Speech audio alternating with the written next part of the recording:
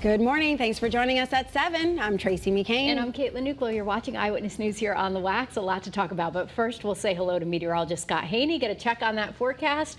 All right, so we promised an answer about that sunshine. It's coming. It's coming. We just got to get rid of a little bit of morning fog. Okay. And then we're going to be good for the rest of the day. For like the rest of the week? For the rest of the weekend. Oh, yes. Right on into the weekend. Oh, we love that. It's looking spectacular. Take a look at some of our iCams. Beautiful.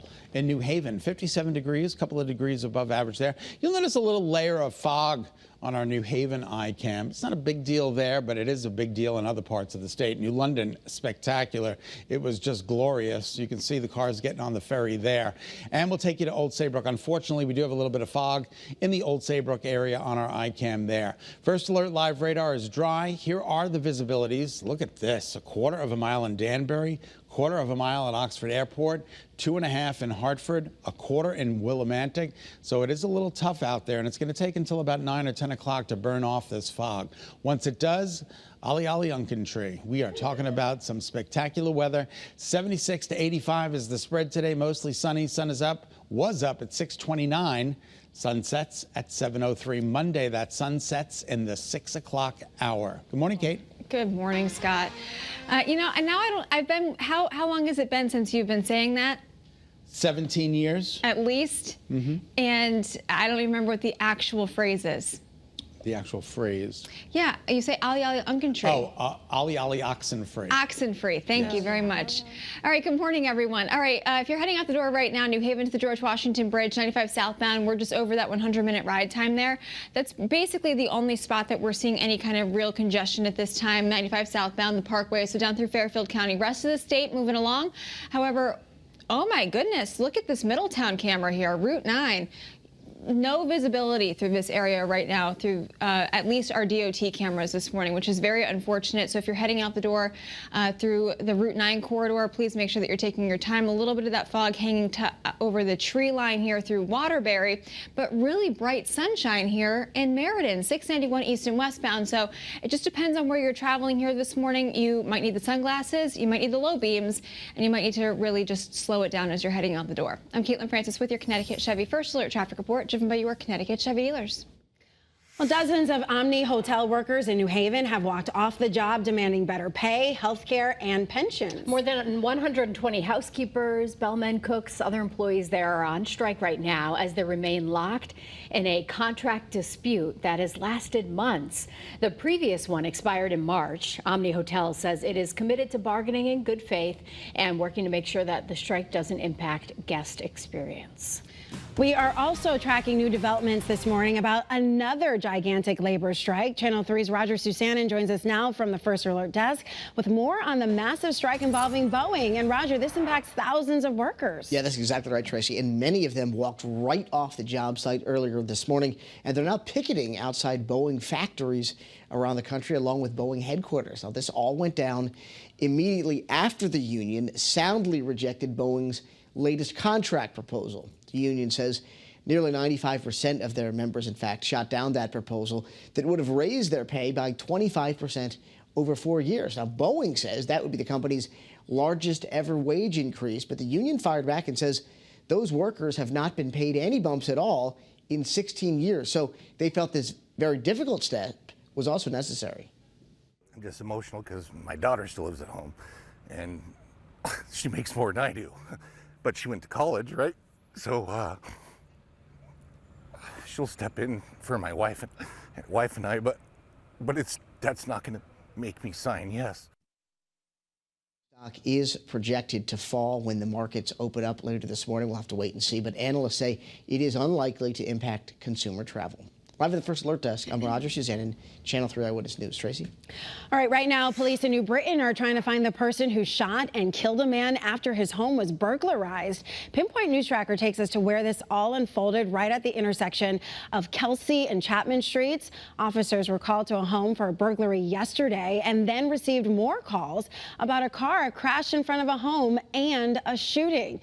When officers arrived, they found 25-year-old Dante Sprouse, who had been shot.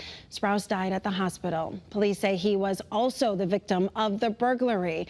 Police were at the scene for more than 14 hours trying to piece together what happened. So far, they haven't made any arrests. 3 children lost their parents in a murder-suicide in Ansonia. Police say a man broke into his ex-wife's home on Westfield Avenue, shot her and then himself. The pair has been identified as Yanis Tavares of Bridgeport and Miguelina Lebron. Police tell us they had no prior calls to that home, and there were no current court orders for him to stay away. If you need help, you can call your local police department. You can also reach out to domestic violence agencies through CT Safe Connect. Now to new details on a fire that destroyed a house in Thompson. We first told you about this breaking news story yesterday on Eyewitness News this morning. Police say one person is dead, another seriously injured in that fire on Quadic Town Farm Road. Investigators found a body in the rubble and another person nearby in the woods. We know investigators are calling the fire suspicious as they try to figure out how it started. We're working to get an update for you on the condition of a person who was hit by a car in East Hartford. Police tell us the victim was crossing the street on Main Street last night when they were hit, but they were not in the crosswalk. The driver who hit them said they had a green light. We're told the driver is cooperating with police. At last check, the victim was rushed to the hospital with serious injuries. A mother in Vernon has been arrested after police say her 3-year-old son was found wandering alone around South Street Saturday. We're told the woman left her home without telling her son's father, who was on the 2nd floor. The little boy was then able to walk out of the front door before later being found by police. Hartford police investigating claims that a city councilman misused funds for the church where he was working. Alex Thomas was fired in May from the South Church after financial irregularities were found on the church credit card. He was the director of children and family ministry for 26 months before he was let go. Our I-team reached out to him. We'll let you know when we hear back. A sad story with a happy ending. New this morning, an animal shelter in New Haven is giving us this update on the dog that was abandoned in Edgewood Park last month. His name is Kenobi. Here's how he looked after being found at the park. And now look at Kenobi after he's been rescued. The Robin Krugman shelter says he's eating well, he's in great spirits, and you can see he just looks so much happier. We're told the person who abandoned him has been identified, and police will soon send out a warrant for their arrest. I'm happy to see he's doing better there. The biggest fair in the Northeast, the Big E, officially kicks off today in Massachusetts. Yeah, this year features some brand new food items and lots of family fun.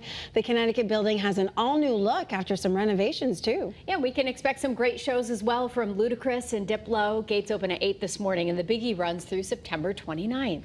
All right, Ludacris apparently is Scott's, he knows Scott. Or Scott knows him. Really? Is that the truth? I don't think I know Ludacris. But he sounds like a very nice person. He is. All right, let's do it. Yeah, I think. I don't know. 7:08. Let's do the temperatures, shall we? We're talking about temperatures in the low to mid to upper 50s out there this morning. Upper 50s along the shoreline. The temperatures there are going to be a little bit cooler later this afternoon along the shore due to a southeasterly breeze. They'll make it into the low 80s, so as opposed to the mid 80s that we're expecting in inland Connecticut. We're up anywhere from 1 to 4 degrees better than 24 hours ago. Dew points, look at the 40s. 49 in Meriden, 48 in Norwich. We'll take that. Dry to pleasant is the trend. Now you're going to notice one thing. By Wednesday, it does start to go back up into the muggies with some cloud coverage and maybe a little rain Wednesday afternoon. It depends on what model you believe, but we'll certainly keep you posted. In the meantime, we're talking about calm winds and a really lovely forecast for today. Look at all that golden sunshine. Temperatures topping out between 80 and 85 degrees. Here's the breakdown. Find your town, find your temperature, find your summer, lightweight colored clothing, because it's going to be like summer today. Get out there and enjoy. 7:10 is now the time. Good morning, ladies. All right, Scott, thank you. Well, presidential candidates wasting no time getting their message out to voters today. Vice President Kamala Harris will head to Johnstown and Wilkes-Barre to Battleground in Pennsylvania to kick off her second day of back-to-back rallies there after holding events in North Carolina yesterday. As for former President Donald Trump, he's scheduled to hold a news conference this morning at his golf club near Los Angeles before heading to Northern California for a fundraising event, followed by a rally in Las Vegas. And And this all comes as the former president repeated that there will not be another face-off between him and Kamala Harris before Election Day comes, citing his monumental victory over the vice president on Tuesday night. So at a rally in Charlotte yesterday, Vice President Harris told supporters, quote, "I believe we owe it to the voters to have another debate." All right, we'll see what happens there.